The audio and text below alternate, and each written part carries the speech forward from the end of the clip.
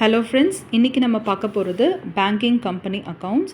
So இதில் நமக்கு நிறைய தியரி இருக்குது. என்னென்ன பார்த்திங்கன்னா, பேங்கிங் ரெகுலேஷன் ஆக்ட் பற்றி பார்க்க போகிறோம், classification of assets, and then profit and loss account என்ன ஃபார்மேட் எப்படி நம்ம வந்துட்டு ஃபாலோ பண்ணுறது, plus balance sheet of a banking company. So இப்போ நம்ம பார்க்க போகிறது வந்துட்டு இல்லஸ்ட்ரேஷன். ஸோ இது ரிலேட்டடான தியரி எல்லாமே உங்களுக்கு இன்னொரு வீடியோவில் நான் கொடுக்குறேன். ஸோ இப்போ நம்ம இல்லஸ்ட்ரேஷனை பார்க்கலாம். So first illustration, standard asset is equal to rupees 16,000, substandard asset 1,300, doubtful asset வந்துட்டு less than 1 year rupees 700, 1 to 3 years வந்துட்டு 400, more than 3 years வந்துட்டு rupees 200, and then loss asset பார்த்தீங்கன்னா rupees 500. So calculate the provision to be made. So இதுக்கு வந்துட்டு ஒவ்வொரு, for example, இப்போது doubtful அசெட்க்கு இந்த ஒரு வேல்யூ, சப்ஸ்டாண்டர்ட் அசெட்க்கு வேல்யூ இருக்குது. ஸோ அந்த வேல்யூ வச்சு நம்ம மல்டிப்ளை பண்ணணும். ஸோ அது என்னன்றதை நம்ம பார்க்கலாம்.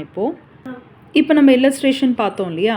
ஸோ இந்த இல்லஸ்ட்ரேஷனில் ஸ்டாண்டர்ட் அசெட்க்கு என்ன வேல்யூ கொடுத்துருக்காங்களோ அதை வந்துட்டு இந்த 0.25% வச்சு மல்டிப்ளை பண்ணணும்.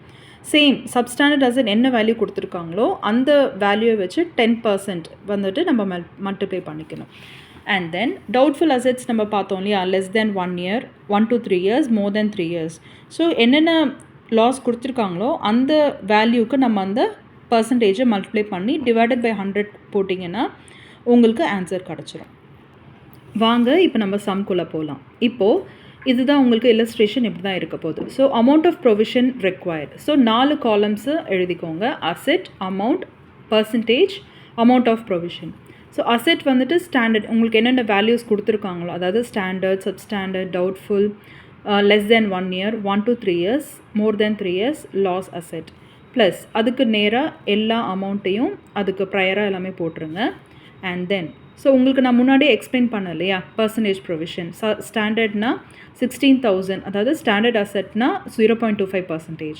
ஸோ அது எல்லாமே வந்துட்டு, ஸோ அதுக்கு நேராக சப்ஸ்டாண்டர்ட்னா 10%, less than 1 year 20, 1 to 3 years 30%, more than 3 yearsனா 50%, loss அசெட்னு சொல்லும் போது 100%. ஸோ இது எப்படி நம்ம கால்குலேட் பண்ணுறதுன்னு பார்க்கலாம். ரொம்ப ஈஸியான கால்குலேஷன் தான். ஸோ அமௌண்ட் ஆஃப் ப்ரொவிஷன் பார்த்தீங்கன்னா 16,000 இன்ட்டு 0.25 டிவைடட் பை 100. ஸோ உங்களுக்கு 40 ஆன்சர் கிடச்சிருச்சு. ஸோ இதே கால்குலேஷன் தான். நெக்ஸ்ட்டு பார்க்கலாமா? 1,300 இன்ட்டு 10% டிவைடட் பை 100 பார்த்தீங்கன்னா 130. ஸோ இதே கால்குலேஷன் தான் நீங்கள் எல்லாத்துக்குமே போடணும். அண்ட் தென் எல்லாத்தையுமே ஆட் பண்ணி உங்களுக்கு கிடைக்கிற ஆன்சர் தான் உங்களுக்கு ப்ரொவிஷன் மேட், அதாவது 1,030.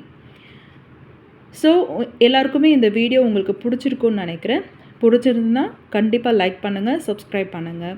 அண்ட் பேங்கிங் கம்பெனி அக்கௌண்ட்ஸ் ரிலேட்டடாக உங்களுக்கு வேறு எதாவது வீடியோஸ் வேணும் அப்படின்னா கண்டிப்பாக கமெண்ட் பண்ணுங்கள். தேங்க்யூ.